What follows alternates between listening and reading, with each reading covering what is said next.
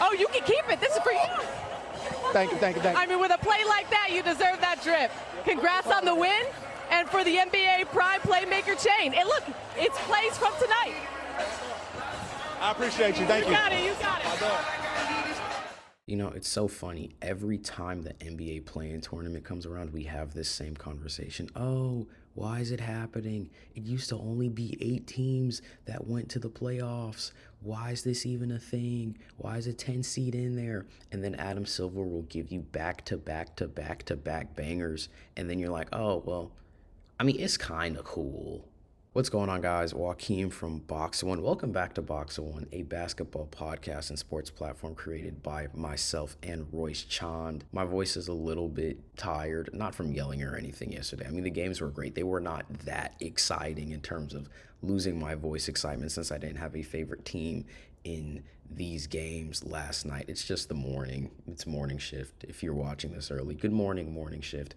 Anyways, let's just get straight to it. Game 1 of the NBA's play-in tournament. Number 10 ranked Miami Heat going to Charlotte to take on the number 9 ranked Charlotte Hornets. The Miami Heat, they are the certified play-in demons. They are the last member of the Big Four in the play-in between Atlanta and Chicago and Miami, right? Like, they're that team that you're always going to see in the play-in tournament, and then Toronto as well. The Hawks and Toronto both left play-in purgatory. Chicago's committed to a rebuild. It's just Miami now, and they had to prove that the play-in tournament was still their keep. It is not their keep anymore. I know there's a little bit of controversy surrounding this game because Bam Adebayo did get injured early on. LaMelo Ball grabbed his ankle. I'm not going to say it was a 100% malicious or dirty play. It definitely was a dirty play when we're just looking at it in layman's terms or just looking at it from an objective POV. Subjectively, I'm not sure LaMelo's intentions. LaMelo did apologize to Adebayo in a post-game presser saying that he just got hit in the head. He didn't know where he was. He's going to check on him. Hopefully he did do that. But I want to just talk about the theatrics and the cinema this game was. I mean, first of all, Kobe White. This is the most Kobe type of shot I've seen in a long time in the NBA. This is one of, if not the hardest shot to hit off the screen, fading three-pointer. Do you shoot that shot? Well, Kobe White does, ladies and gentlemen. This is knockdown, lockdown, strap me in. I'm ready to go in the clutch if I've ever seen it. Brandon Miller, just his rise as a on-ball creator is something that's going to be really exciting. Brandon Miller going into the season was one of my favorites to win most improved. It was him and Jalen Johnson, obviously. Well, actually, I'm not going to reveal who we think is winning most improved in this video because we have our NBA awards video coming up sometime this week or early next week. I digress though. Brandon Miller, even though he didn't have a crazy season, his poise, his confidence, his ability to shot create really shined in overtime. 27 days, 27 nights. Miles Bridges, you can have his opinions about his off-court activities. Those are things that we do not condone or agree with, obviously. But he did do his thing as a vet. I think for a long time, I'd been of the opinion the Charlotte Hornets are going to take that leap when they let go of Miles Bridges. But hey, he showed why he still matters to this Hornets team. Again, Kobe White, crazy shot. LaMelo Ball is one of the most interesting players in the NBA. I mean, I think the experience of LaMelo Ball is summed up in about the last 30 seconds of this game. Tyler Hero 3, LaMelo turns the ball over, fouls Tyler Hero for 3, and then after that goes and games it. This is the quintessential LaMelo Ball experience. And I mean, think about it. LaMelo Ball went 12 of 31 from the field, 2 of 16 from 3. Take away the threes, he goes 10 of 15 on the night. But he had a 15 or 16 plus minus, meaning the team was leading most of the time he was on the court. I think there is something to be said about the impact of a player who can have a shooting split that bad, who can have nights from the floor that bad, not even 25% from 3. This is 12.5% from the 3. This is Empty the Clip FC's leader and still have a positive offensive impact, going for 30 points, 10 rebounds, and 5 assists, and getting the game winner. Great stuff from LaMelo. I do think that the Hornets can possibly beat the winner or loser, of Philly and Orlando today. It really just depends on LaMelo Ball's shot selection. Slashing, getting to the lane, mid-ranges, floaters. When LaMelo realizes that his strength is really as a driver, that opens up lobs for Miles Bridges and Brandon Miller. It opens up guys on the corner. The defenses are going to collapse. The centers are going to move forward. LaMelo can really dictate so much.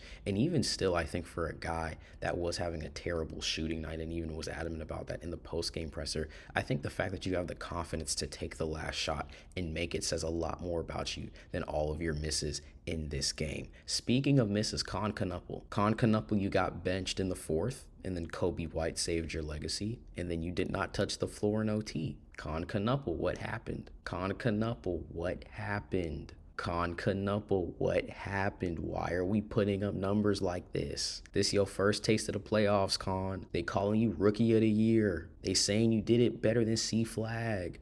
It's not just scoring. He's like a Klay Thompson archetype. Look at what he could do on a championship roster. This is what you did in your playing debut, 6 points? 6-7, 2-12. Come on, man. This is unacceptable. We don't need to see this on Friday. This is absolutely unacceptable. And we know you can play better, and it's your first time really in that environment, so we're going to give grace. But come on, man, this is just not, it's not it. This is not it. And I think more than anything, Con Knuckle knows that. So I do think he's going to have a crazy game, too, in the play-in, whether or not the Charlotte Hornets actually win. But yeah, this was just not it. But congratulations to the Charlotte Hornets. I mean, for a franchise that is now turning the corner from almost a 10-year rebuild, post Kemba Walker, you've got Brandon Miller, you've got LaMelo Ball. And shout out to LaMelo Ball. You know, reports coming out that he scouted Con Knuckle while Knuckle was still in college, saying, I want that guy on my team. It does really seem like as quiet as it's kept. You know, a lot of the things in the media, some of it's him, right? Just him being a terrible driver. A lot of the things about him being kind of reckless and nonchalant when it comes to basketball. It does really seem he's active in Charlotte's winning culture and being a guy that is accountable and responsible. I mean, he said, I effed the game up, and then I wanted to win it for my team, and he did exactly that. Again, congrats to Charlotte. Looking forward to seeing them play the loser of Philly and Orlando. Shifting to the West Coast, though, this Suns Blazers game is quintessentially the perfect example of basketball as a game of runs. First off, first quarter, Drew Holiday must love playing in Phoenix, because I was watching that game. Like, why is Drew just getting step back threes in his bag? I understand it's always been there. I've watched Drew Holiday since he was a Pelican. I mean, I thought Drew Holiday for a long time was somebody who probably should have multiple defensive players of the years, considering all he does on the court. But Drew was really in his bag. It was absolutely crazy. Jalen Green got in his bag this game. The story, though, is Deni Avdija. There's a lot of talk about his play style being a worse SGA, right? When it comes to the foul baiting, when it comes to getting to the line, when it comes to lack of on-ball creation. Those are our main critiques of Deni Avdija. I've got to admit, though, he shut that down last night. 41 points, a near triple-double, dagger in Phoenix. Deni was hooping. There's nothing else I can really say other than Avdija was hooping. He understood the moment. He understands it now. That is what happened to Deni Avdija. I feel like midway through the playing game, he's like, wait, I can just attack these guys and go downhill. Because I will say his first step looks a lot quicker. When Deni decides to really go downhill, it's like, oh, he can get to the line and he can cause defenses to collapse. And now he's a good enough playmaker to actually make things happen. Also, shout out to Donovan Clingan. I mean, he's leading the league in offensive rebounds. I believe 5 offensive rebounds on the season. For a center, that's exactly what you want. You want a guy who is not doing too much. I mean, the center is such an interesting position. We made a video on that a few months ago, I think close to a year ago. Now, the center is such an interesting position in terms of how it's evolving. But I am seeing, especially in the Western Conference, teams need guys that can just be a pick and roll threat, a lob threat, and get offensive rebounds. Like the traditional center, Clingan and Edey, those are the 2 young guys that come to mind. There's obviously others in the league like Keita on the Boston Celtics, and we saw how much Mazzulla unlocked Keita's potential in that potent Boston Celtics offense. I think when you have centers that are just really willing to do the grit and grind work, it pays dividends when you have a team like Portland that has a lot of guards, almost too many guards, right? Shaedon Sharpe, Scoot Henderson, Drew Holiday, Damian Lillard. Then you've got Deni at forward, but can kind of play that fringe tweener between the 2 and the 4 position. But still, really the main story is Deni Avdija, man. I mean, Devin Booker did have a stinker. I don't think that happens in the second game of the play-in, especially if it is the Clippers. I mean, D-Book averaged, I want to say 34-36 in that 2023 series against the Los Angeles Clippers. Clippers. He's done absolutely crazy things to that franchise. Pause if needed. But Deni Avdija and the Portland Trail Blazers will be facing Victor Wembanyama and the San Antonio Spurs. I honestly don't know how to feel about that series. Obviously, we're going to have our playoffs predictions coming soon to the channel after the play-in tournament is over, probably sometime Friday night or really early Saturday morning. But this is just one of those series where I don't really see a means of winning for the Portland Trail Blazers. I think they can maybe take a game or two off Wemby. Maybe the Spurs have some stinkers. Maybe they throw a lot of bodies at Wembanyama, make things really interesting. They do have good perimeter defenders on the Trailblazers, but I really just don't see it as high potent as that offense is. You got Steph Castle, which is kind of just a bigger Drew Holiday light. You've got Dylan Harper. Drew Holiday's only going to be able to do so much in that perimeter. I think perimeter-wise, actually, when we look at Kamara and we look at Holiday, I do think that the Blazers can slow Harper, Castle, and Fox down. But then you've got that beast alien in Victor Wembanyama, and I just don't see how the Portland Trail Blazers have anything to stop that. But still, Deni Avdija, the story of the Portland Trail Blazers Phoenix Suns game last night, went absolutely beast mode in the clutch, 41 points. That's what your star player has to do. And I do think if the Blazers can make a couple moves in the offseason, they were a team that could have offered up a package for Giannis, right? They're a team that does have guys like Jerami Grant, etc., that they can package to land a big star. And Portland has a majority of Milwaukee's picks. I'm not saying you just want to swap those picks for Giannis, but if the Bucks did want a forward-thinking package for somebody like a Giannis Antetokounmpo in terms of getting a good return for their future,